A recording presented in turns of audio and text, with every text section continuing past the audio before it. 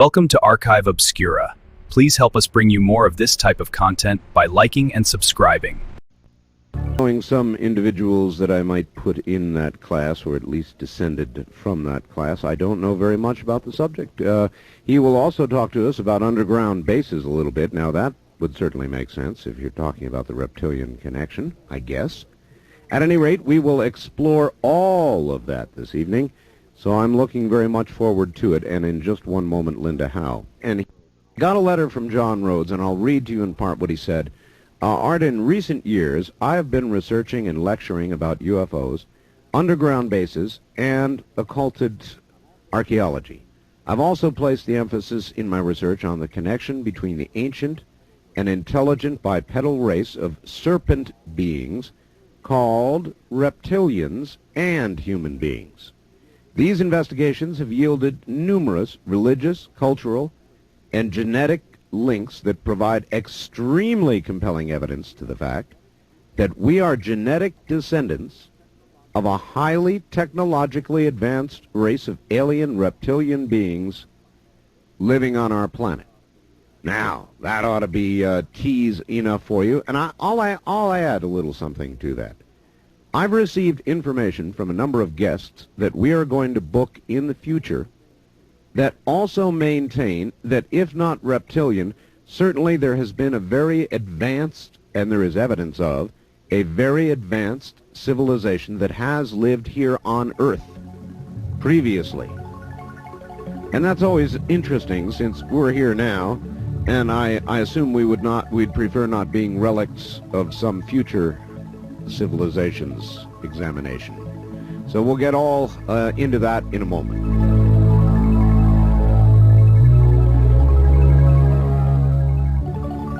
You're hearing Dreamland with Art Bell. This is the CBC Radio Network. It is indeed, in one moment, the human-reptilian connection. And I think most of us would like to hope there isn't one. And now, coming from not very far away, actually, Henderson, Nevada, here is John Rhodes. John, welcome to the program. Thanks, Art. It's good to have you. It's good to have you, too. And by the way, happy birthday. I got wind that it was your birthday on Saturday. It was, indeed. Oh, it was a wonderful birthday, John. Great. Wonderful.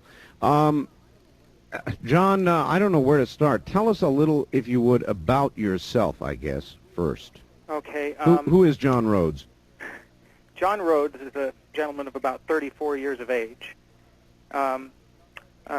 When I was younger, I lived most of my life overseas. My parents were, one was a swimmer, my mother, and my father was a pilot that used to work for Air America, which was an old CIA operative. That's right. And I had the opportunity as a child to live a lot of different places overseas, including Vietnam when I was 6, 7, and 8, and over in the Middle East in Beirut, Lebanon.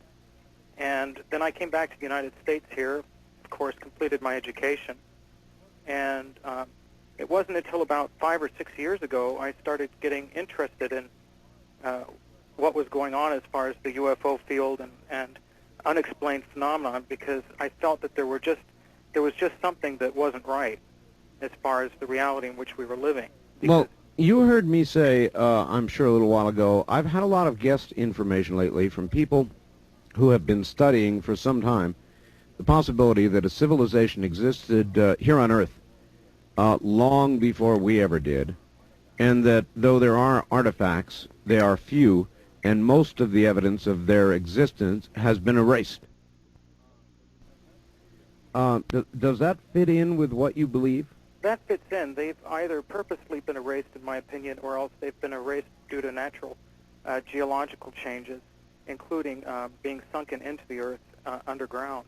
And I think most recently we started as human beings being aware of the actuality of these civilizations, not only by seeing things above the surface, such as the Great Pyramids and the unexplained pyramids of Mexico and Central America and South America, and all the beautiful pieces of architecture left behind that really we sit here in awe with, even with today's engineering skills.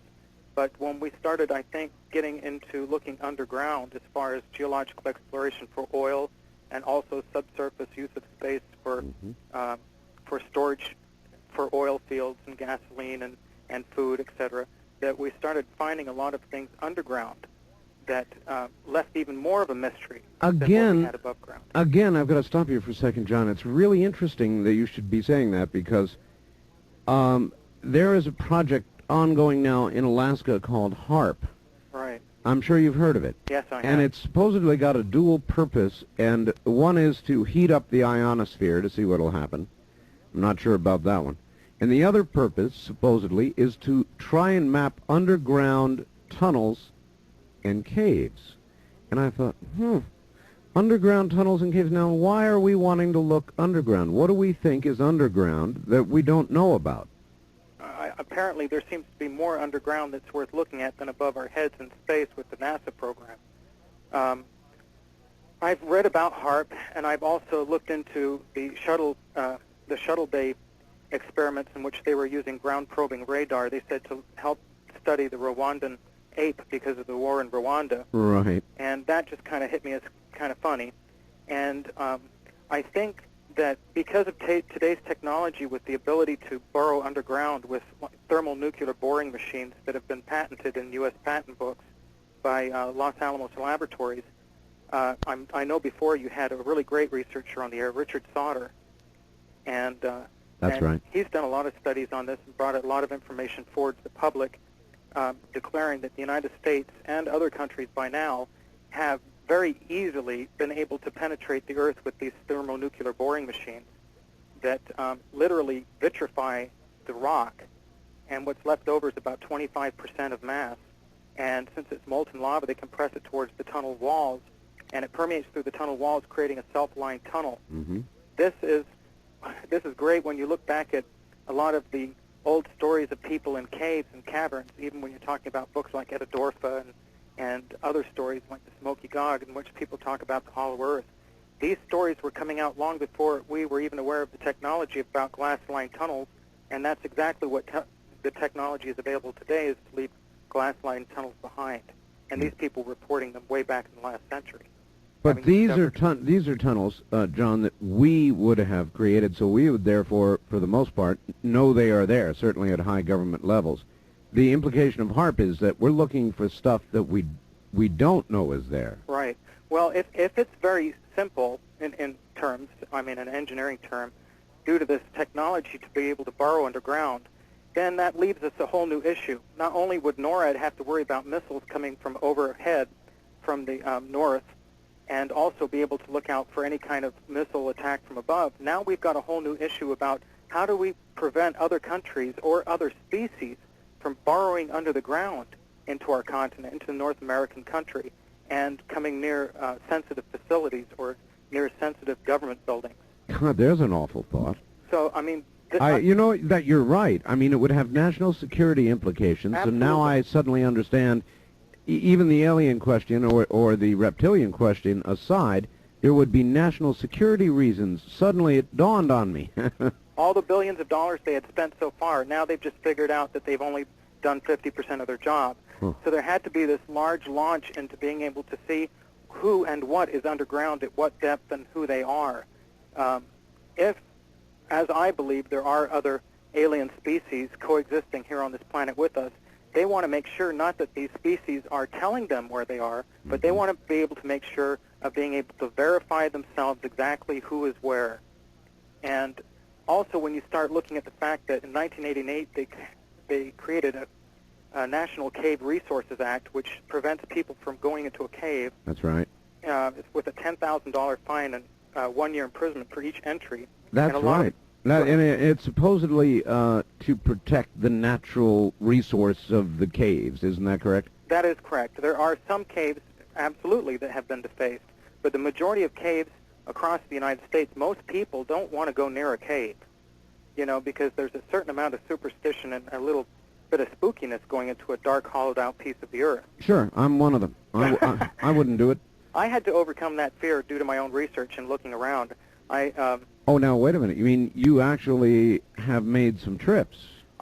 Yes, I've been into cave systems and also into mines, and I can tell you one thing, that there is certainly, I had to do it because look, I'm afraid of climbing, I'm afraid of going into a cave, yet I had to confront my fears in order to fulfill my research that I'm doing. Right. And believe me, in some instances I've been shaking, I mean, I used to watch people climb a mountain, and I think these guys are crazy. Yeah, Then I still think that. You see, then I'm faced with the position of having to go out and learn how to do it myself. But yeah, there's been instances where I've gone into certain caves because I've heard that they are. One instance in particular, it was a reptilian outpost very near Las Vegas. As a matter of fact, Las Vegas has almost overrun it. Oh, really? And yeah, and when I went in there, a friend of mine told me that this cave had a steel door down a shaft. It was really an old mine. It had a steel door down a shaft after you went down a vertical pit. So I went in with my friend. In order to get in there, you had to crawl horizontally on your belly for about 20 feet before you could even stand up, because the cave ceiling was right at your back. And then I went in there. I looked for this door. It wasn't there. And then I was feeling kind of odd. I scraped my knuckles and my fingernails into the wall because it looked kind of wet. And I could feel mud go under my fingernails, and I saw like a scrape of mud. But when I retrieved backwards, I thought, well, I have to take a picture because this door isn't here, and I want to be able to show my friend who told me about this. And when I took the picture, I saw a streak of light come up. And I looked down at my hands. After I turned my flashlight back on, I looked down at my hands, and there was no mud underneath my fingernail, nor was there any mud on my hands. Ooh, and when I got the actual photograph developed, there was a streak of light going from the bottom left to the top right with a huge wall of light underneath it, diffused off to the right-hand side. I have a feeling, and I'm not any technical expert in this area, and it's just my opinion, but I have a feeling that there was holographs at work there. And with the flash of the camera, it was trying to adjust for that instantaneous change of light level, and it couldn't quite do it. And this is one of the recent photographs I have of anomalous activities underground. What? By the way, I would give my eye teeth to get hold of one of those photographs, John. Well, I'll send you a copy. Oh, you will? Oh, sure. All right. You know, I'll tell you, John, I'm right in the middle of writing a book, and I'd be glad to give you credit. So if you want to include permission to publish it, I'll stick it in there. I don't think there will be a problem. All right. Wonderful. I mean, I really love being able to get these photographs out, and Absolutely. I've got a bulletin board system, by the way, where we do that. We take special photographs like the one you're talking about and make them available, so I'll do that as well. Boy, that's fascinating. I don't know if I could have overcome my fear, and I sure don't know that I could crawl through a space just barely big enough for me to crawl through. I wouldn't like that at all. Earth above, earth below, earth to each side. There's something about that that would be very claustrophobic. It is a little bit of something to overcome. Yeah. But one thing is I've realized through doing all the research that I have is that the old phrase from, I think it's out of the Bible, that says, as above, so below, it really does encounter pretty much the question of the UFO phenomenon. All right, what is it that you believe is down there, John? Well, when I started thinking about the one question that really started narrowing me into my field of research which was primarily getting into the reptilian area, which is I started questioning as to why is it that the majority of contactees who meet the Rhodes and who meet these other wonderful beings from craft are told that they have some sort of a non-interference clause where they're not allowed to interfere with us. Yet at the same time, through that contact, there was a form of interference, but not on the scale of which the grays, what you see now is the grays, the 4.5 foot tall, standard gray, which is the alien with the large black eyes and the thin extremities and the large head. Why is it that they, along with less frequent but still reports of contacts with them and the reptilian beings who have been reportedly been the ones giving them orders or commanding them, why is it that these two particular species have repeatedly been talked about in the field? What gives them the right where others do not have the right to interfere with us, even when they're talking about doing the experiments with people on craft, as they do? And that started making me look more into our own historical perspective as to what is there left, what's really left of our own history that hasn't already been hidden or just naturally lost that could explain to us the existence of these beings. Number one is, when you look at the grays, the oldest reference I can find to anything that's like a gray is that the Hopi Indians refer to these grays as ant people. Ant people. And from our own visual perspective now, we can see why they would maybe refer to them as ant people. Say, for instance, what if this being came from underground, or you had knowledge that they lived underground?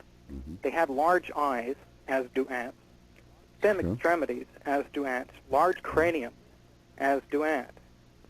And, of course, now we can understand that they might have just said, well, this is an ant person, you know. Or it would be their easy reference, yes. Exactly. Sure. And you're right about the features. When you consider an ant, those similarities are quite striking. John, hold on just a second. We'll be right back to you.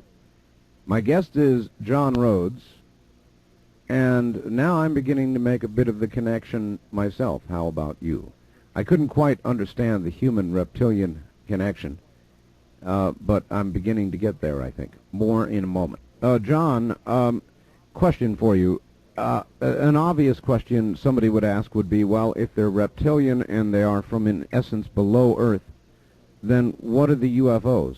In other words, what's the connection? Are they actually some previous race of humans, or are they from somewhere else occupying our inner ground? well, that's a good question. Let me explain this. First of all, I started noticing that I believe that they are a species that are off the original trunk or the tree of life, the first genetic creation that took part on this planet. And this may or may not be so, but this is, from what I've been able to gather, this is my perspective. And we are further genetic chains or genetic branches off that original trunk. In a process, John, of evolution or creation or both, or do you not? I think it's both. I think originally it was divine creation, and then shortly after that there was intervention of sorts.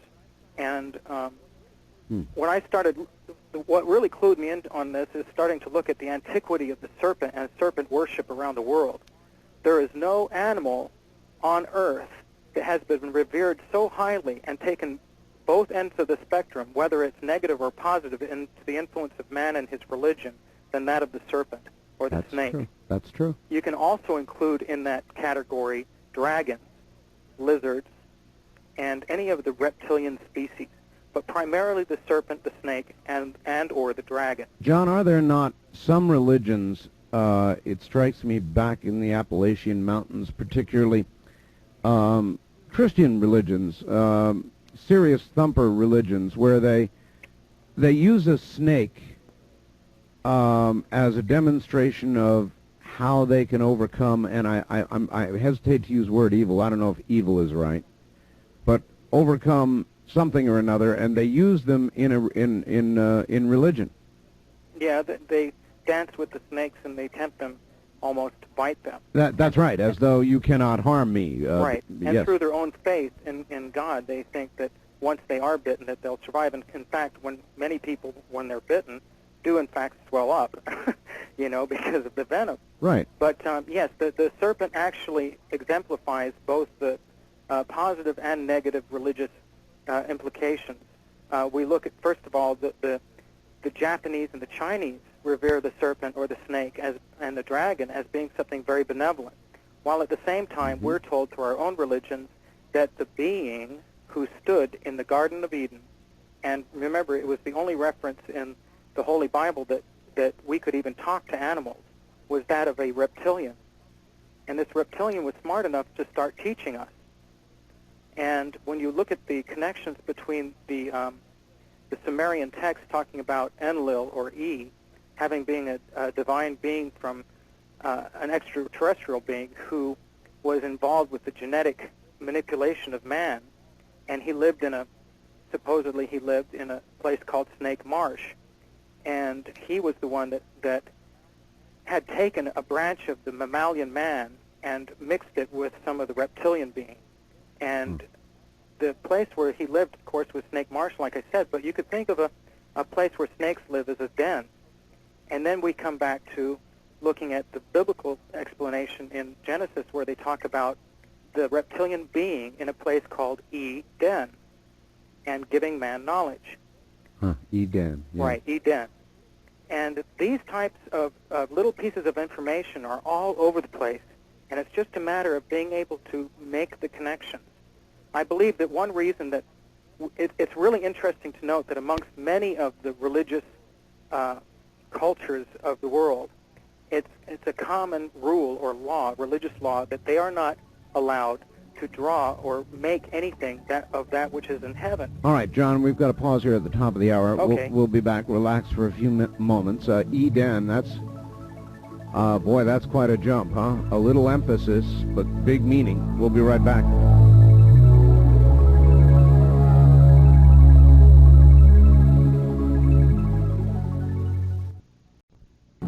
Your calls on Dreamland with Art Bell. Here's Art Bell. Now again, here I am, my guest, John Rhodes, the human-reptilian connection, and it sounds kind of strange at first, but as you listen, it begins to sound a little less strange. This, of course, is a program where we examine different sorts of things you don't hear about elsewhere. In a moment, I've got one very good facts and a question for John. Now, you too could be sending me a fax if you would like. As a matter of fact, if you have a question for John Rhodes, my fax number is area code 702-727-8499.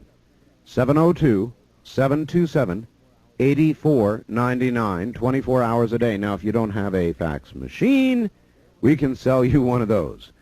There was a report on this last hour's news of an earthquake in the Sierra Nevadas, between Nevada and California, of about 4.5. And before we continue with what we were doing, John, I want to ask you, this is just the latest in what has seemed like a worldwide swarm of earthquakes. I mean, it seems, John, they've been getting more frequent. Earthquakes are underground affairs. I just thought I would ask whether you have any comment. Well, yeah, I do have a comment, and that is that going back to the Hopi Indians, they believe that we are coming across or coming to the end of one of the great cycles, at which Earth naturally starts to go through evolutionary changes of its own, and these changes are not slow in process, they're extremely rapid. I've pulled information off the Colorado Earthquake Center and did some graphs on it, and it shows that the lower magnitude earthquakes between 1982 and 1993, some of them, like I think it's from 2 to 3, 2 to 2.9, had increased over 8,000% in frequency. So when you start looking at something laid out in a graphics form as telling you how often these earthquakes are happening and how much more they're happening every year, it tends to make one sit back and worry a little bit. Well, yes, that's what I've been doing, and I've been doing, John, talk radio a long time now, and it is to the point now where I'm reporting 1 or 2 earthquakes a day most times. Right. So you say there's an 8,000%? In some cases it is. The larger magnitude earthquakes have not increased in frequency. They're beginning to, but overall the lower magnitude earthquakes have over a 10-year period or 12-year period. This shows that it's building up for massive energy release because it's got to snap somewhere along the line. When we look at the fact that FEMA, as an organization, 10 out of $11, according to some of the reports in newspapers that were reported, said that FEMA spent 11 out of $12 preparing the United States for Armageddon. I think that, yes, there's a definite worry about nuclear weapons getting into third world countries' hands and terrorist hands. But there's also a very logical precaution that our government would have to take in order to ensure its own survival. And that's one of the reasons that, like, since the 1950s, they've been heavily, heavily involved with building very, very deep underground bunkers. Well, all right, here we are underground once again. It seems to me if there were an underground civilization of either creatures related or not related to us, if they had that kind of mobility underground, they might have the ability to manipulate in some way the tectonic pressures and releases and so forth and so on. Is that too speculative? Well, no, I believe that could be utilizing some sort of Reichian or Tesla technology or even other technology that we couldn't even put a name to. Mm-hmm. But, yeah, from my own perspective, I think the Earth is somewhat of a living organism. And just as a human being goes in to get needles put into their head through acupuncture to relieve certain stresses and strains, I think that it's very possible to do that to the Earth. However, it's only a temporary remedy. The overall problem has to be cured, otherwise the remedy itself won't last. All right. Here's a fax. Dear Art, greetings from a fellow Gemini. Your guest is interesting about the reptilian-human connection. Whenever you have a guest about alien species or ancient history, I frequently recall the 5-part, 2-hour movie named V. The movie was on TV, back when I had a TV. It's about an aliens coming to Earth to help us with many of our problems. But as the story progressed, one investigative reporter had a suspicion that all was not as rosy as they put out for one aspect, even though they looked human. The investigative reporter found out that beneath the disguise, they were reptilian who ate mammals, including humans. Have you and or your guest seen the movie? Yes, I have seen the series and the film. I've also seen very many other reptilian forms recently come into the media in order to make us either afraid or love them. In the case such as E.T., we were made to feel very good and secure about the alien that is what we could refer to as like a gray. Yeah, but very small and not intimidating. Or even cute. You know, Right. they managed to get E.T. cute. Right, in one scene, as a matter of fact, in that movie, it was even cuddled up with all the bears, the teddy bears. That's right. You know, Cute, so- you know, it loves children, dogs, that kind of thing. But somehow I get the feeling that a lot of... Well, for example, the report Linda did before you came on the air, did you hear that sound? Yes, I did. That would not come from something that I would describe as cute. I kind of agree with that, but then at the same time is that, we all have our perspective. I mean, to perhaps another being, that was celestial music, and to us, it's not. So, when you look at the programs like V and such, take, for example, I believe that we have been seeing a lot of the Greys. The Greys, from what I've been able to learn through other researchers, such as what I consider the great researchers like Bill Hamilton and Bruce Walton and Tom Adams and Cherry Hinkle and Tal out in California, from what we've been able to gather as a group is the fact that these 4.5-foot tall Greys are an intermixture between genetically hybrid beings that are used to be intermediaries between the reptilians and the humans, because if the reptilians came out full form, as they could and as they will in the future, it would be much too frightening for us now. So they use something a little less intimidating, which are these Greys. With the media, when you looked at programs recently like Stargate. Yeah, I just saw Stargate. Gosh, what a movie. Okay, now when you start looking at a program like Stargate and realize that here's this being that made its presence known on a planet and had its association with ancient history, like the pyramid, and then said, I'm come down here and I was part of that which created you, Yes. and you should pay homage to me. The last image we saw when this being was obliterated was that of a reptilian, a standing reptilian, and That's it comes true. very fast, but you have to look at it. And that made us, on a very almost subliminal level, think of a reptile as something to be afraid of. Yes. We've heard abductions where humans have been abducted through UFO experience, in which they have been forcibly raped by reptilians, large, 7-foot tall beings with that are bipedal, bifocal, and have the regular scales and eyes that look like flame. And that statement itself can be taken back to a lot of ancient writings, and that are forcibly raped. And when I started thinking, wait, I don't understand this. If the reptilians are like that, but yet they're trying to make the Greys look good, why, if they're going to all come out someday, how could that be when we've had just the reports of the Greys being presented to us as something that's really Okay, nice? what do you think the Greys are? Are they biological entities? I've heard them described as that, and possibly machines. Well, I believe that they're both. I believe that the original gene, or the genetic strain by which the Greys originated from, they are just like we are, natural beings, and some of them are good and some of them are bad. But then again, I believe that that maybe due to the scarcity of them or not having too many here, that certain parts of their genetic strains were taken and chained up and linked together with human chains and or other chains and became what you consider biological robotoids who perhaps don't have a soul. But then again, we look at some animals and think that can't have a soul. But I think the main question here is that we've been so conditioned as a human species to be able to take what's visually presented to us and make very quick judgments.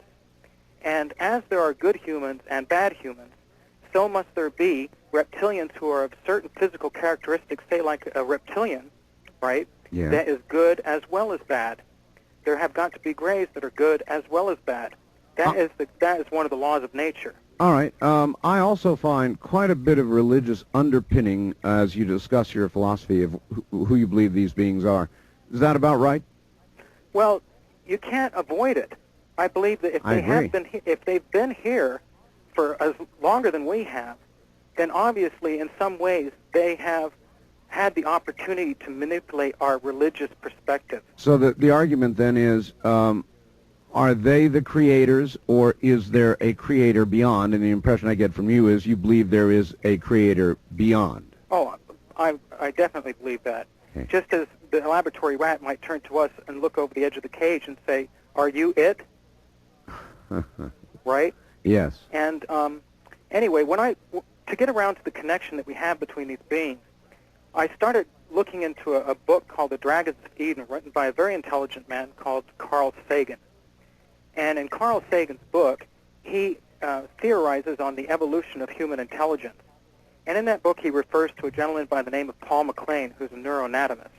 Now, Paul MacLean has said through his own research and investigations that the most ancient part of the human brain is called the R complex. And the R stands for reptilian because we share this same configuration of matter with reptiles. And it is the most ancient part of the human brain that rests above the spinal cord. The neocortex and the limbic system are built around it. In other words, they're adaptations to this very ancient part of the brain. Well, if you believe in the regular creation theory in which or the evolutionary theory, which we came from a pond as fish and waddled up on the surface and we evolved from there, that would make sense because we would see the connections with ourselves and reptiles. All right. Well, thankfully, there appears no further connection, for I feel no draw to go out by my porch light where there's lots of bugs, and thrust my tongue out and grab a few of them. A fork tongue, I'm sure. On that note, we'll pause for just a moment. Forked, I hope not. For I'm about to do a couple of commercials. Here is a deal you cannot refuse. Fork son. All right. In just a moment, we're going to get back to John Rhodes and talk a little more about all of this. As a matter of fact, let's do that now. John, are you there? Yes. Okay. What I was going to say is that on top of the fact that the neuroanatomists say that the most ancient part of the human brain, the most central part, an archaic part, is called the R complex because it stands for reptilians and we share it with reptiles. There's also other striking connections that have been recently brought to my attention, and one of them was that in Omni magazine, September 1994, they had written an article May 1994, called Lizard's Love. And what they discovered is that male iguanas were getting extremely,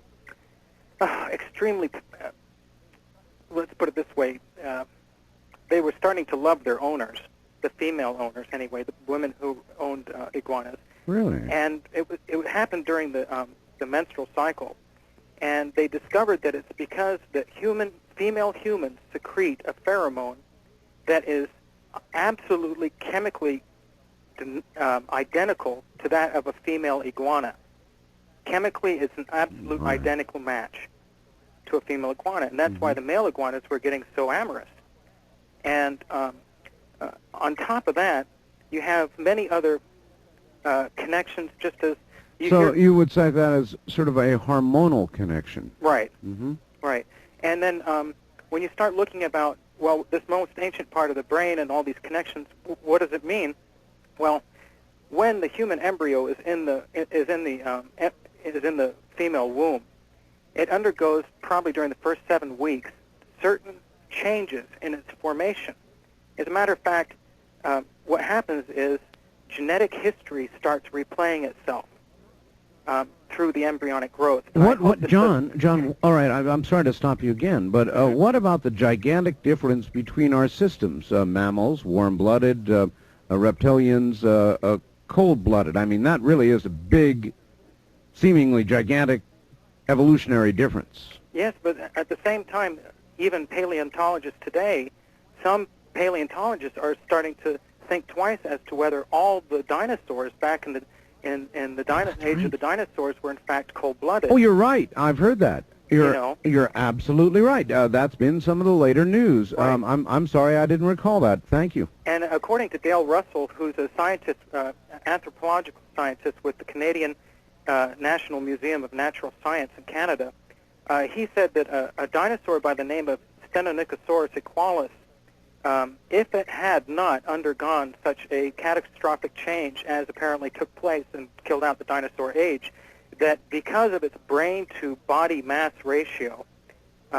which was extremely close to those of primitive mammals, and the fact that it was bipedal, that if it had been allowed to evolve as the dominant species that it was heading towards being, that nowadays it would have resembled that of a walking, talking, what we consider through looking at the abduction report, reptilian beings. All right, John, hold it right there. We've got a break at the bottom of the hour and something I've got to get done very quickly, so let me do that. We'll take our break and come right back. My guest is John Rhodes, the human-reptilian connection, and we will get deeper into this subject in just a moment. From the high desert, this is Dreamland.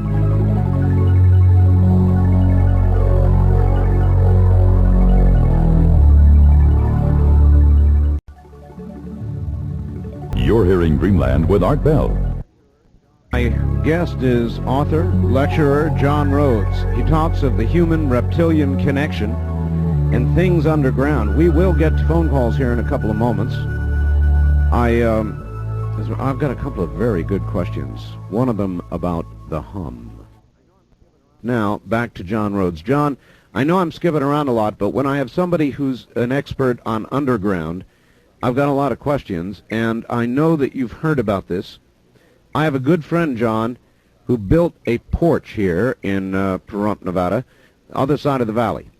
And he sank big beams into the ground in order to do this. After he built it, he had such a bad hum, John, that he could not sleep at night in his house. That's how bad it was. He ended up having to redo the whole thing in a different way. Something was being picked up and transmitted into his home from underground. What have you heard about this? Well, I know that the underground hum that's been heard, like in Taos, Yes. is not limited to just the Taos area, but has actually been heard in different countries around the world as well. And it's been happening for longer than most people realize. My own idea of what it may be, we've heard the theories about using ELF and loop antennas to be able to communicate, through the water and over the atmosphere with submarines around the world. That is correct. I know that the the Colorado Bureau of Mines patented a device that actually uses ELF to communicate through the rock. In other words, it doesn't need any cables or anything. It just uses the rock to carry the signal. And the lower the frequency, the greater the coverage area. And when you start talking about, all I perceive now as my reality is moving atoms and frequency. And all we really have to live by this time around in our lives is this mass or different combinations of frequencies combined together to create different objects and different light. And when you start talking about the Taos hum, you're talking about a frequency that's being put through the earth, but yet at the same time there's a lot of natural crystal formations within the earth that could take certain branches of this frequency and, I guess you could say, change it or mutate it so we may have some sort of a sympathetic resonance with it. Interesting. Around the meninges of the brain, which is the sheath covering the blood-brain barrier, we have a high quantity of what they call magnetite crystal. Mm-hmm. And what this is that Dr. Kirschvink of Caltech had started looking into this, thinking that there's higher concentrations of magnetite crystal. Now, magnetite, mind you, is a naturally forming magnet ore. It's like lodestone in the earth. We don't eat it, but our body actually manufactures it. So when we have magnetite crystals surrounding our brain, that means that we as humans have everything necessary to make a transmitter or receiver, which is crystals, magnets, and energy and minerals. So if you're getting these different frequency fluctuations, I don't doubt whatsoever that we are somehow sympathetically resonating with those frequencies. As to what they could be, well, like we said before, perhaps they are some sort of a subsurface radar around these sensitive facilities looking for anything that may be coming near them. Oh, that's fascinating. Because a lot of these reports have actually come in from areas where previously people have said that there's some sort of anomalous activity happening with clandestine black book operations. So that's one possibility. The other is, of course, the communications. And the other one is, of course, and I've thought about it, and I don't know how true it could be, that the people who are hearing them have implants. And somehow these implants are being triggered. So these people are being able to hear a sound. Because they're not quite hearing it, but they're sensing it all over. Now, I've heard sounds like that have continued for a period of 2 or 3 weeks, like a clicking, but then that clicking has stopped. I've also found out that other people associated with the group have heard the same sound at the same time, and it all stopped at the same time. All right, this is from Sean in Yucca Valley. Then I'm going to give out the numbers, and we're going to answer some phones. Art, I have often heard it claimed there is only a 2% difference between humans and chimpanzees' genetic material. This seems to argue against any human-reptilian melding. Would you please ask John to comment on the point? In other words, as we look at genetic connection, I think the facts are correct. There's a very close relationship to chimpanzees. Oh, absolutely. But genetically, not so close to reptilians. Well, like I said, the connection is definitely there to reptilians. I'm not saying the primary connection or the most evidentiary one is, or the most dominant connection is. I do believe, like the caller had called in or faxed in, that yes, there is a high degree of connection with regular mammals, like the primitive apes. However, it appears to be that the most dormant form of a connection that we have, coming from the archaic part of the brain, is that of a reptilian. So which came first, the chicken or the egg? Which came first, the monkey or the reptile? So when you're talking about, I guess you could say, Paul McLean says that he's been able to excise like laboratory rats parts of their brain, or laboratory animals parts of their R complex. And what he's realized is that R complex dominates our behavior patterns as far as hierarchy, territoriality, ritualism, and aggressive behavior. And this is how he was able to find that out. So when we're talking about, like, who are we, it makes more sense to me that there's some sort of an important connection there with the reptilians, because I haven't heard too many stories of abductions by monkeys. That's a good point. Where I have heard the abductions by reptilians. All right, John, let me quickly give out the numbers, and we'll take some calls. Fascinating topic. Gee. First-time caller line, area code 702-727-1222. The wild card line, several of those available. Area code 702-727-1295. Toll-free west of the Rockies, it's 1-800-618-8255.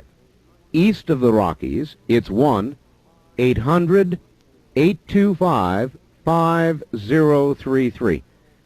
Just one other quick thing, John, then we'll pick up some calls. The natural magnetic material that you say surrounds our brain. Right. Wouldn't that, they're doing a lot of studies now about electromagnetic fields and how they affect us. And when I say that, I mean even radio, television, and microwave transmission. Would this be, do you see a connection, in other words? If we are receptors, then it seems to me that sort of energy might be received and or might be affecting us. Right. Well, there's so many forms of energy that we're aware of, but I believe that there are so many forms of more subtle energies that we're not aware of, and I think we catch the full spectrum. Yeah, I think it's very unhealthy to live around power lines. As a matter of fact, they say that when people go into caves or cave systems or underground, there's a natural insulation there provided for them, so they're no longer walking on the surface as just regular human antennas. That would be true. You just have to stick up a good antenna, and you can figure out that, my God, there's thousands of frequencies shooting straight through us all the time. Thousands. Yes, well, they're also doing a lot of work on intense magnetic fields, and I hate to admit this, I'm a ham operator. Right. And I've been doing so since I've been about 12 years old, so I've been getting exposed to close-in, large electromagnetic fields, RF, all my life. And frankly, and I'm sorry to have to report it, but they've done a lot of reports indicating that amateur radio operators and people exposed to a lot of RF do tend to have a higher cancer rate. So there may be something to all this. But then again, just to comfort you, I know that the mind is so much more powerful than we've ever been allowed to previously conceive that it is or believe that it is. Well, thanks for the comfort, John. East of the Rockies, you're on the air with John Rhodes. Hi. Hi. Where are you? I'm calling from Oklahoma City. Okay. I've been listening to your show, and I just caught in on the latter part of your show this evening.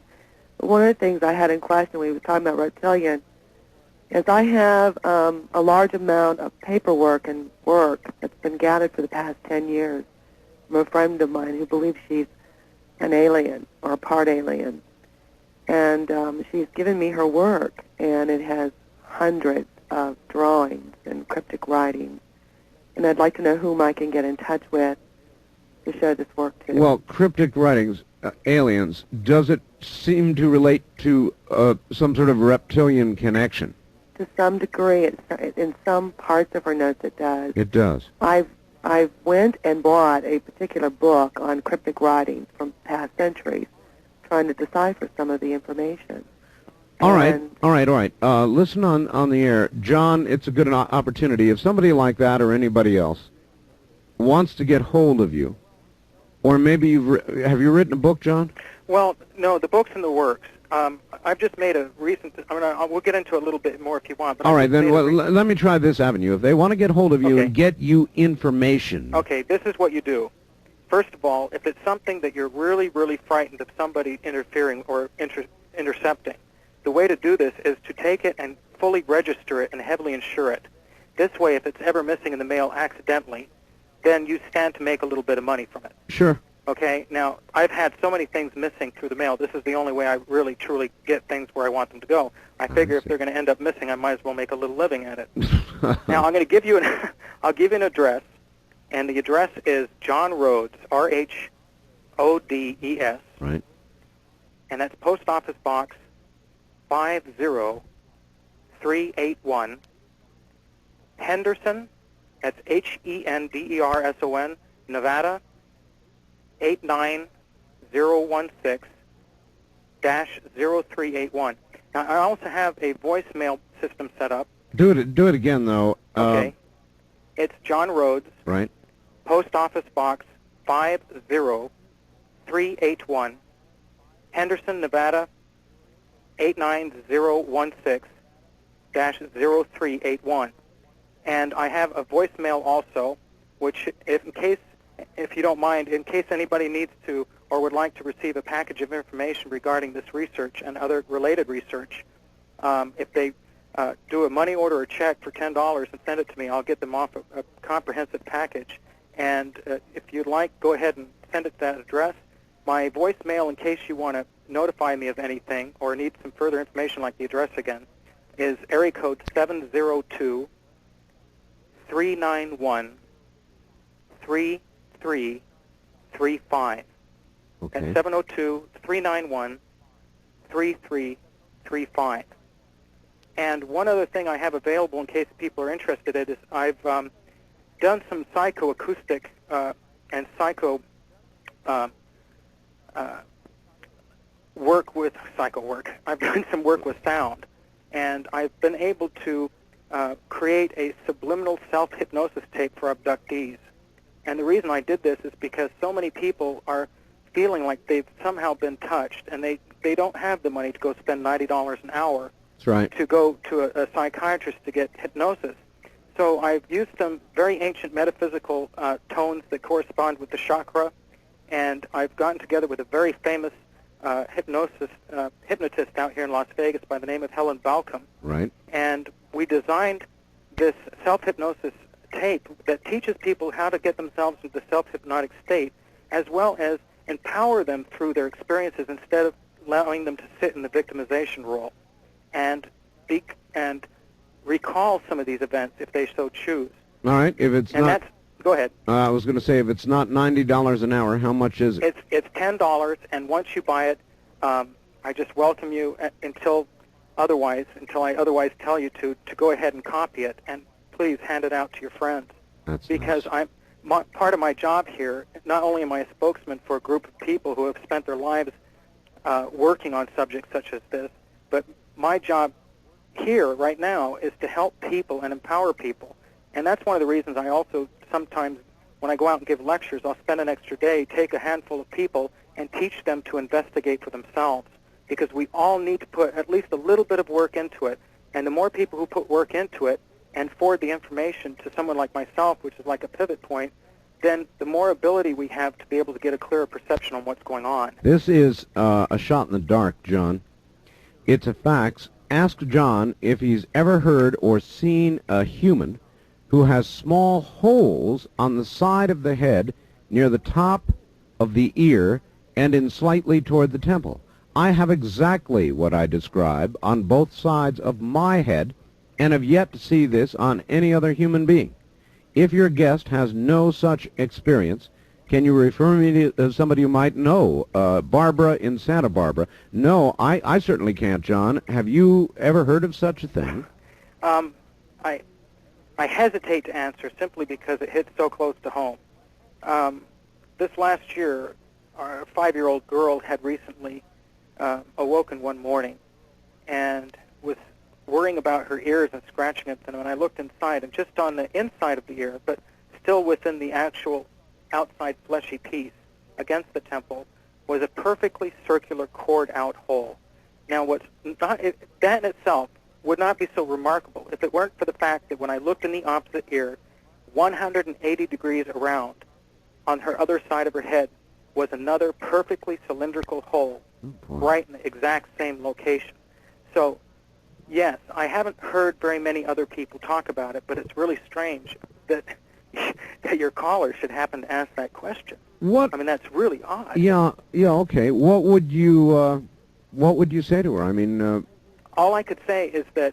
Do you want her to contact you? Well, yeah, I mean, she's more than welcome to contact me, as well as I invite absolutely anybody out there whatsoever who may have information regarding any experiences or any other information regarding the reptilians or reptiles or any sort of a contact or abduction to contact me and send me a copy of the information. I'd really appreciate it. That way it would enable me to be able to get a little better perspective on what's going on. Here's a quick, crazy question, because we're about at the top of the hour.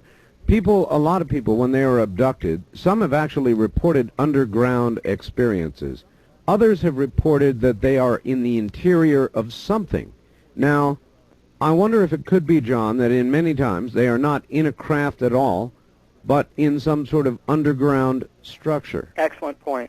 That's an excellent point, and I think the best thing we could do is try and get to that at the top, after the top of the hour, because that's an area in all itself. I can tell you that in the very few experiences that I personally have had that I can consciously remember was one in particular in which I was sitting in a craft that was like the interior of a Hopi Indian or Pueblo Indian kiva. All right, hold that thought. We'll be right back to you. I want to remind everybody our bulletin board service is up with 5 nodes. You can call it at area code 702-727-1709. That's our BBS. We'll be right back.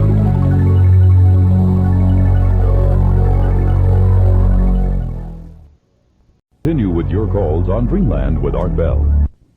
Here's Art Bell. Here I am, and we've got a whole bunch. There's a lot of interest. John, I'll tell you, we're generating a lot of interest. I've got a fistful of faxes here, and we'll try and get to those questions as we can. Reminding you, the East of the Rockies line is 1-800-825-5033. Now, John, before I've got a whole lot of faxes and questions here and phone calls. It's going nuts. Let's talk abductions for a moment. It seems to me that indeed a lot of people describe rooms, not necessarily ships, but rooms or even underground, that they know they're underground, and they've been abducted. Sometimes they've seen reptilian-like creatures. Sometimes they've even seen the U.S. military, and that opens up a whole nother can of worms. Right. Well, this gets us into an area I was hoping that you would open up, and I thank you for doing that, which is that, as we were saying before, when it looks like these reptilians are underground, all we have to look at is, and I study many, many works of ancient religions, including the modern religions, but the one we can most identify with is the Christian religion for the majority of people. That's right. And I will only say this, is that all you have to do is look at the reptilian in the Garden of Eden, and when he had interfered originally with the overall plans, God, Jehovah, or whatever, came down and said, you haven't behaved like I've told you, you've interfered. Now get thee underground. I will cast thee underground, and man's heel shall be upon your forehead, and you shall be at man's heel. In other words, they were cast underground. There are many ancient religions that talk about these reptilians being underground. Only one of them is the Hopi religion, where they talk about their ancestors not being human, but being snakes or reptilians. And they call them the snake people. And like we're coming full circle now from like the beginning of the show, the ant people and the snake people.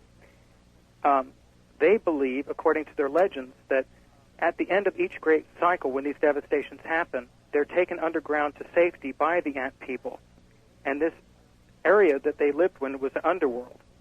And they finally came up after the devastation through a hole in the ceiling of this great underground cave or this underworld called the Sipapuni. Nobody has ever known where the Sipapuni is. And they've always thought of it as legend and myth. In that case, John, this question may answer itself. It's from John in Seattle, Washington. Given their underground status as of now, how did they survive the catastrophe that wiped out all other higher reptile life forms millions of years ago? And that kind of answers itself, I guess. Right. If there's something happening on the surface, the immediate response is to try and go underground, not only with our own government like they're doing now, but it's shown back in very medieval pictures, and it's even reported back in the times like the Velikovskian, series of when they said that the great, the stars fell from heaven and the great earthquake. There's many depictions of people running for caves.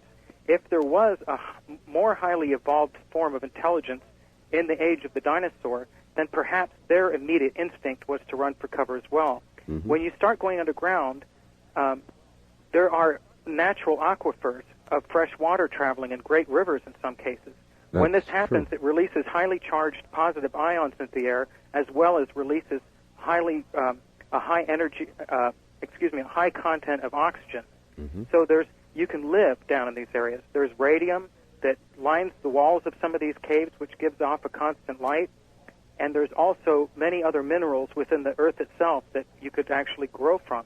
When this underground mythological Indian place, the Sipapuni, was said to be somewhere in the Four Corners area, they supposed, there was an article written by the Arizona Gazette, the Phoenix Gazette, back in 1909, where it talks about a man by the name of Kincaid traveling down the Colorado River on a skiff, and he had come across an underground city that was built into the walls of the Grand Canyon that was big enough for 50,000 people to live in. Really? And when I initially read this article, I started a 4-year search to see if this could possibly be.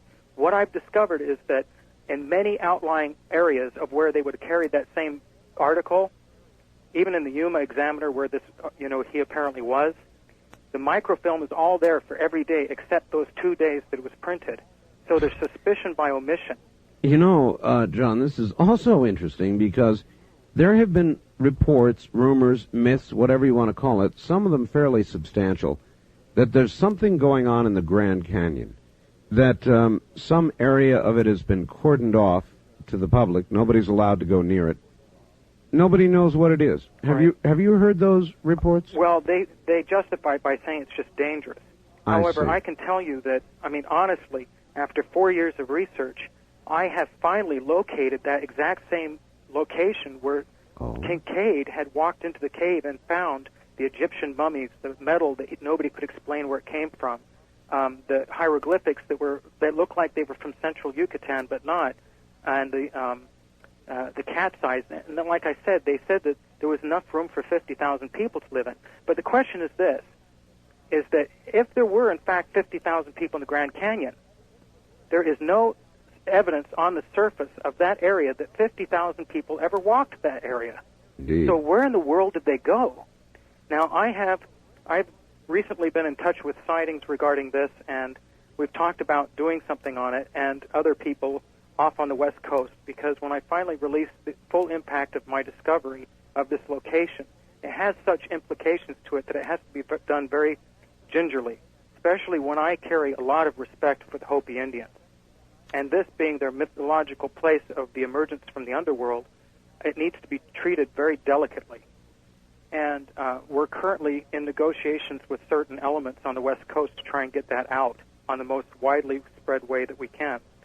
Wow. Do you remember the old movie Journey to the Center of the Earth? I'm sure you do. Wasn't that great? Yes. Who is to know, but could there be portals somewhere on the Earth?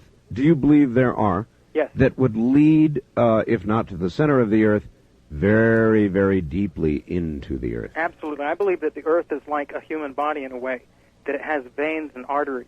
And those veins and arteries are natural and unnatural caverns and tunnel systems. And there probably are some areas of the Earth that are more, highly concentrated with tunnel systems, such as the Four Corners Southwest area, Central America, and the Andes area of Chile and down south in South America. One of the greatest reptilian, you've heard these winged reptilians we hear about. Yes. The Draco, and then the non-winged. Well, one of the greatest winged reptilian religious symbols there has ever been, or deities, is that of Quetzalcoatl. And he was a very benevolent being that lived down in the Yucatan area and Mexico. And you're going to love this. This has got to do with a lot of my research. I know you're just probably going to jump off your seat. But revelations, when they talk about revelations, it means to reveal what was once hidden. Yes. And during these times, these things will be revealed, as will the reptilian life forms. Quetzalcoatl was the being that lived between 600 and 900 A.D. down in Mexico, and also the upper Yucatan. And like I said, he was very benevolent. He went into an area where the Aztecs were ripping hearts out of people, and he said, no. He said, just put some herbs up on the altar, and he taught them science. He was the one that the Mayans and the Aztecs attribute to teaching them the Mayan calendar, and we know the scientific, significance of that. Oh, yes. The astronomical calendar. But then also, there are many relations between him and what we know of as the Christ. As a matter of fact, some people, like the Mormons of today's religions, believe that Quetzalcoatl was Christ reincarnate because he was just so benevolent in a very violent area.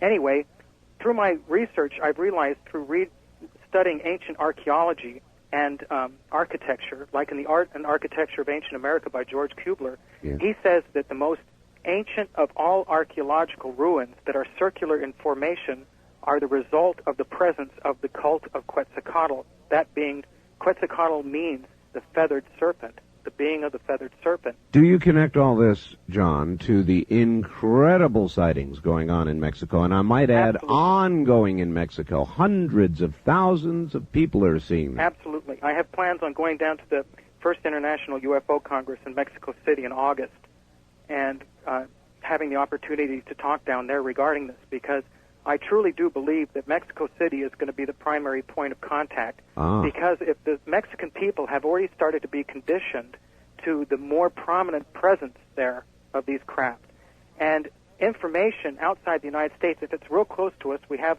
an ability to control it, especially since the governments are so close now with all the monies being passed back and forth and deals being made. But also it's easier to control the information if at first the people don't react properly or as expected. And when they do have this initial contact, if they react unexpectedly, then they can stop the information flow right away. You've seen, they've been doing all along. Well, they have. You're right. It's interesting, though. From those I've talked to who have been to Mexico and have investigated, they have found the Mexican people are actually beginning to get, I'm not going to say nonchalant, but they're beginning to be accustomed to seeing these things almost all the time. Absolutely.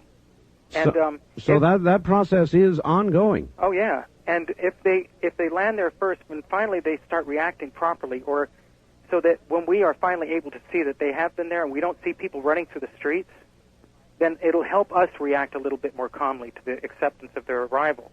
But also remember that Mexico City sits atop an ancient city of Mexico called Tenochtitlan. Tenochtitlan was the initial city created by the Aztecs.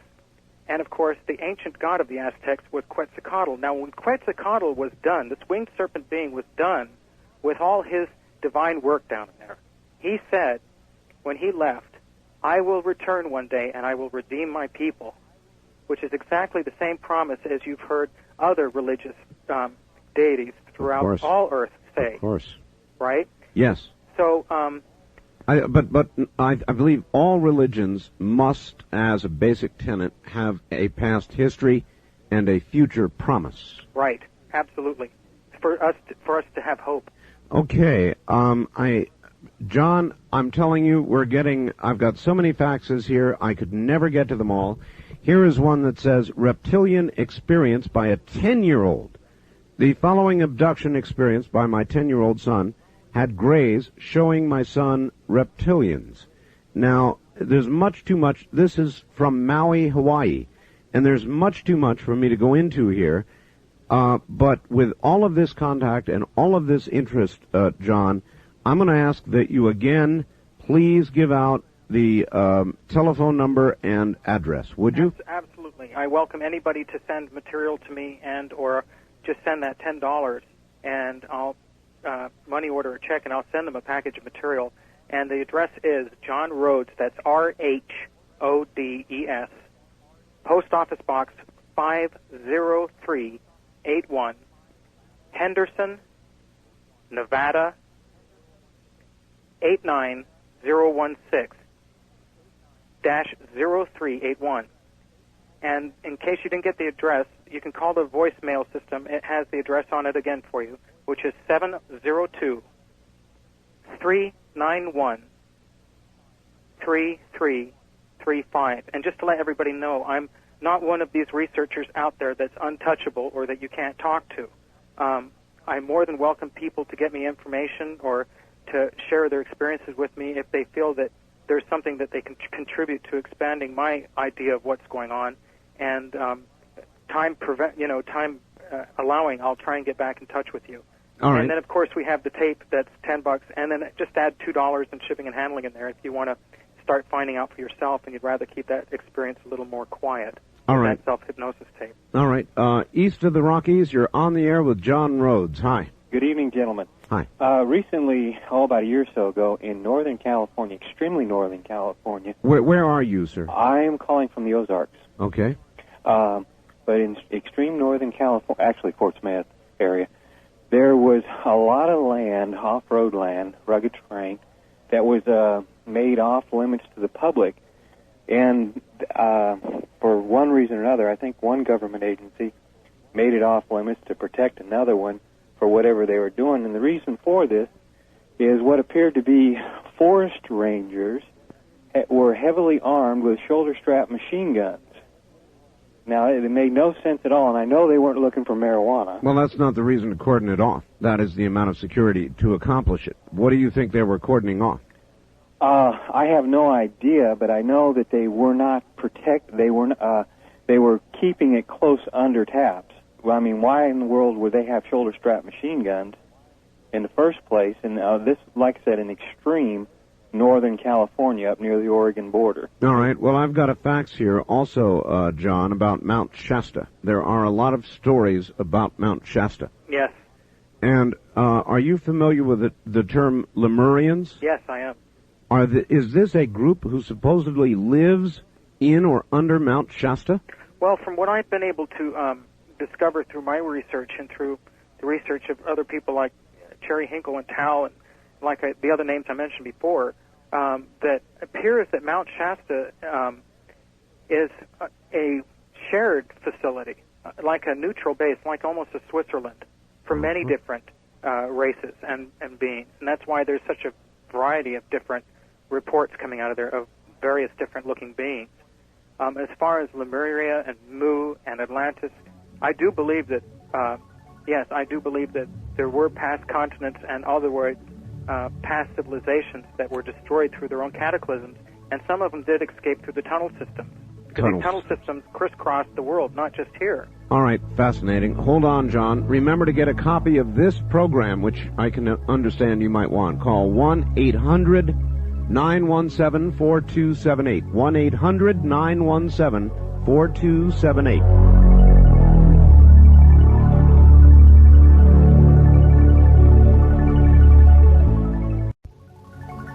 You're hearing Dreamland with Art Bell. There is a lot of interest around what John Rhodes is discussing, the human-reptilian connection. Underground tunnels, bases, perhaps even civilizations. Back to it in a moment. John, a lot of people want to talk to you, so let me take a couple of calls very quickly. Great, okay. All the way out to Maui, Hawaii, you're on the air with John Rhodes. How are you doing? Hi, John. Thank you very much for the excellent information. And, Art, thanks for a great program. I just wanted to mention that initially when I was listening to your show tonight, my guard was up and I started resisting the potential of having any connection with reptiles. But then I remembered an experience that my 10-year-old son had just a couple years ago, and I'll quote him on it. He, first of all, had experience, an alien abduction experience that described grays, entities with oval dark eyes, did not blink, etc. But what it is important is these entities showed Joshua, quote, bad aliens that had dark skin with many small bumps on them like a reptile. And the key point is the aliens said they did not fight them with weapons or try to destroy them, but they kept them at bay with their minds. My question is, has there been any other reports that reptilians are hostile, or are they more benevolent and friendly toward the human race? All right. Well, I believe that there are those that are benevolent, and I think there are those that are evil. It is the common law of nature, and it cannot be disregarded, that there's the positive and negative polarity of absolutely everything. Even an atom has a positive and negative pole to it. So when you're talking about human nature as well as nature of a living life form, I think that we are able to fluctuate between the negative and the positive polarities of whether we want to be good or evil as a matter of free will. Just as there are some people who may live in foreign countries under a crazy dictator who support perhaps, public executions of large masses of people, there are those beings like Mother Teresa.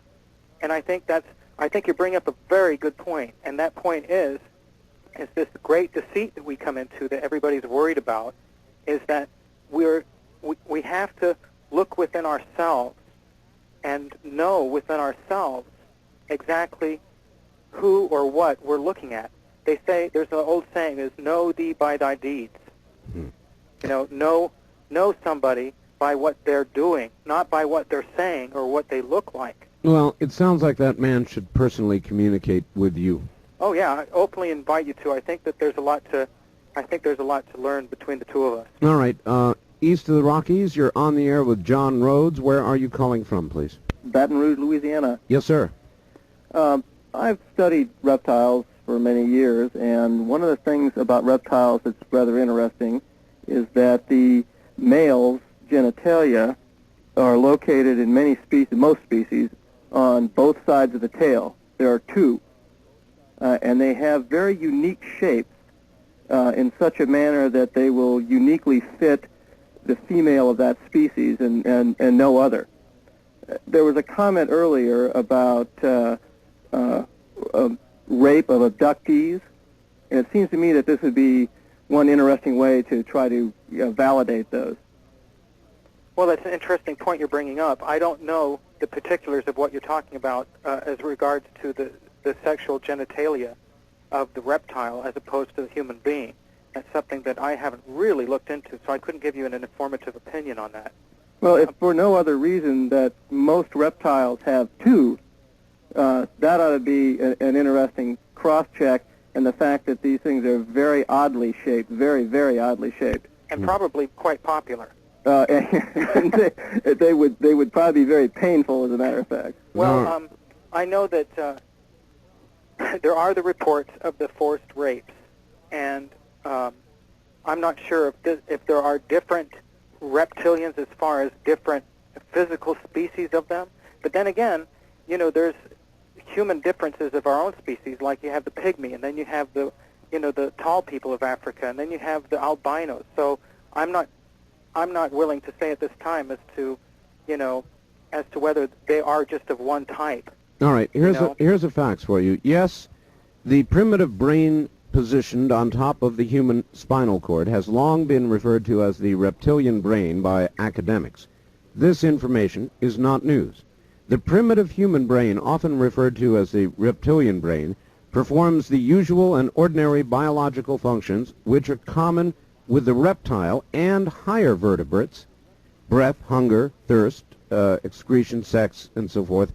Would your guest not agree the great developmental divide between the reptile and the higher vertebrates is the affection of the parent for the young? The reptile and lower animal classes abandon the egg or young upon discharge. The reptile does not protect, feed, or care for its young. The higher vertebrates, beyond and above reptilian biological divide, care for the young in varying degrees. God, I couldn't have said it better myself. And that fax, the person that sent that fax in is right on target. This possibly explains the large amount of abductions with people where they're being made to hold the children. Because if it's in fact the case that they're looking at our affection for children, as they apparently are doing, through abductions where these ladies are made to hold the babies. Yes, oh yes. And then they sit back and watch, and they're really amazed at it, and they're just taking in everything they can. I've heard many stories This like would make total sense. It really would. It really would. And we got to remember that the reptiles, primarily people think of them as giving birth to an egg. Well, there's the reptile like the adder, the snake that's the adder, that actually gives birth to its young without the egg.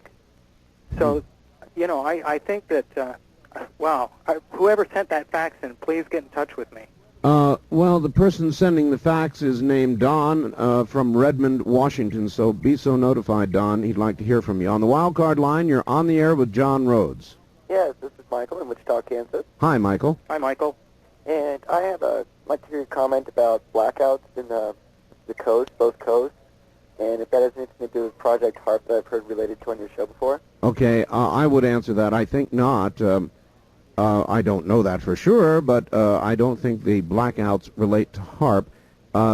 They occurred actually prior to HARP's beginning its activity, so I will leave that one there. First-time caller line, you're on the air with John Rhodes. Hi. Hi, Art. Congratulations for a great show. This is New Orleans calling. New Orleans, yes, sir. Yes, sir.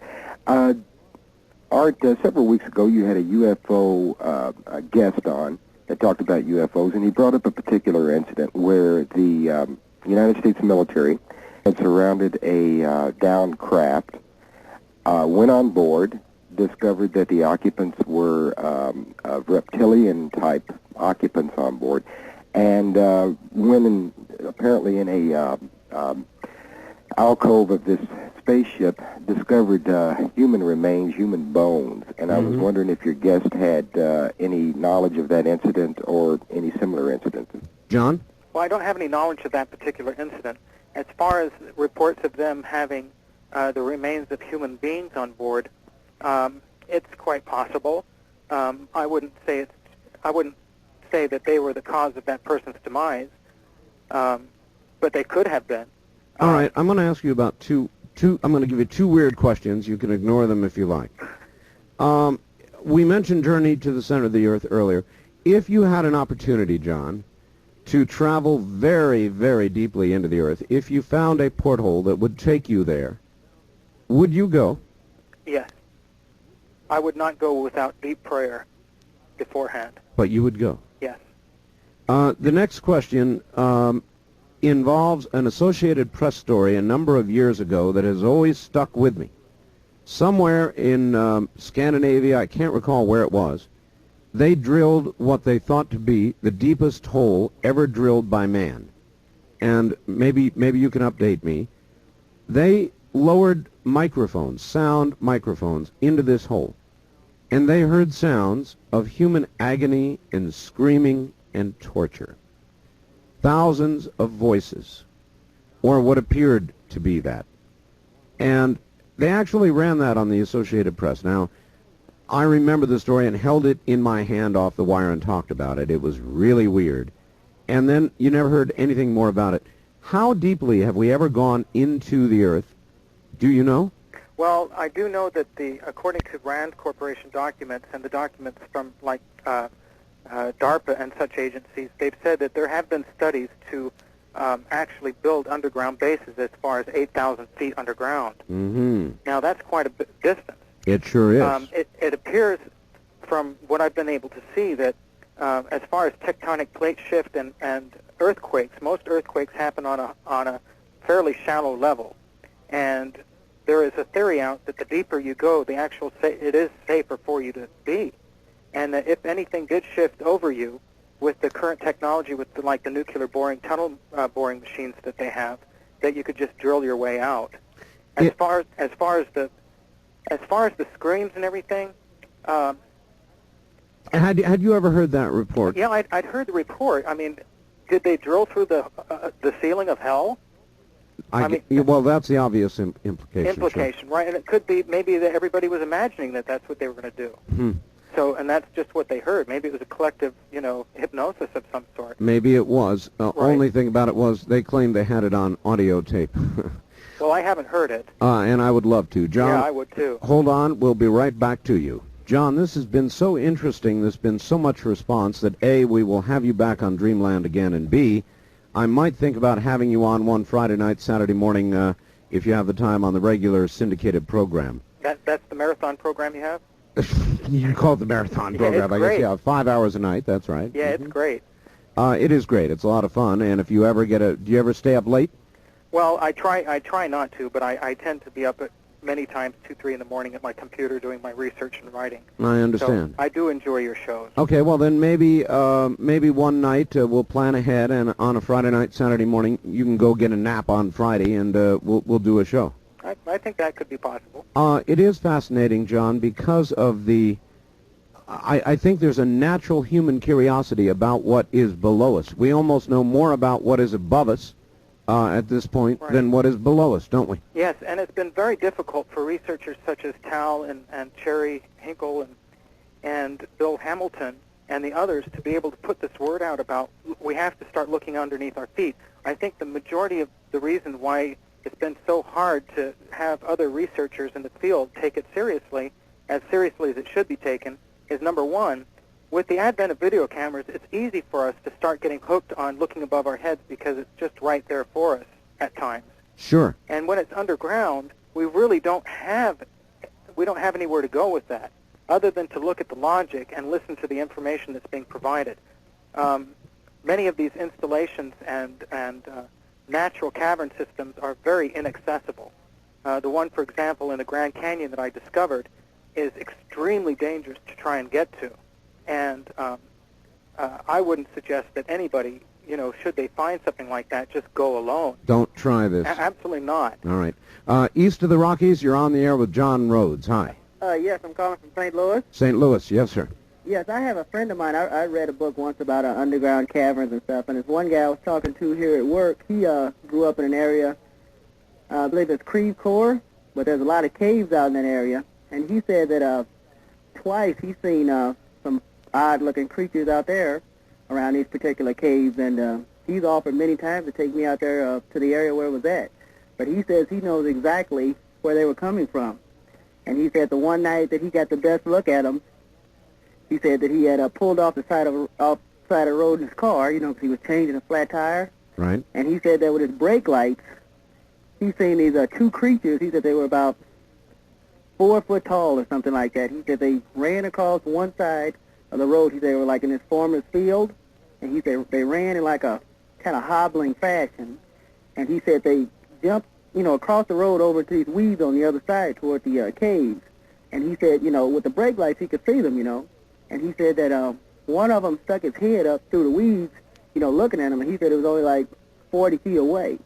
And he said it had a large head and had large black eyes. So he said he jumped up and took off running, and left the car there, I think I would too. Yeah, have the tow truck driver go get it. That's Yeah, right. but- That's right. But he's offered many times to take me, to the area where he said they're at.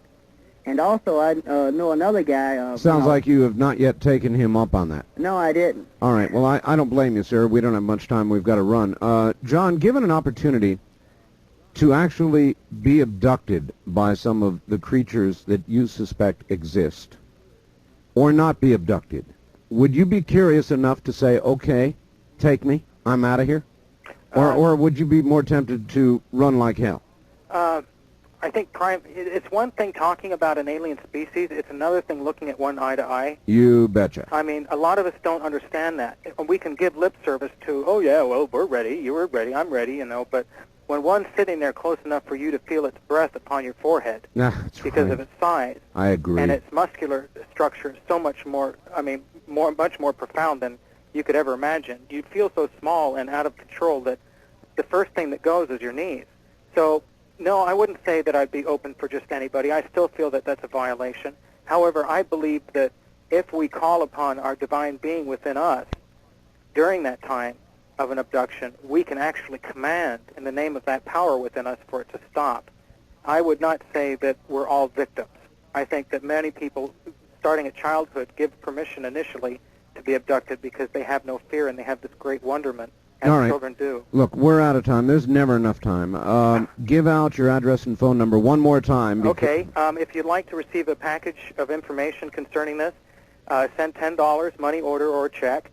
And if you'd like to receive the self-hypnosis cassette for abductees, the same amount, please add $2 additional for shipping and handling to John Rhodes, that's R-H-O-D-E-S, Post Office Box 50381, Henderson, Nevada, 89016-0381. And if you need that address again, just call the voicemail. That's area code 702-391-3335. And I'd like to take this opportunity to really thank you very much for all the great work that you've been doing through all the years. You really have stepped out on a limb when you first started coming out with this information, Art. And you've actually created waves that have felt repercussions not only locally, nationally, and internationally, but I'm sure dimensionally as well. John, you will be remembered. Thank you. I live on limbs. John Rhodes, we'll have you back. Thanks for being here. Thank you very much, Art. Take care. Remember, our bulletin board number is area code 702-7... To Archive Obscura, please like and subscribe.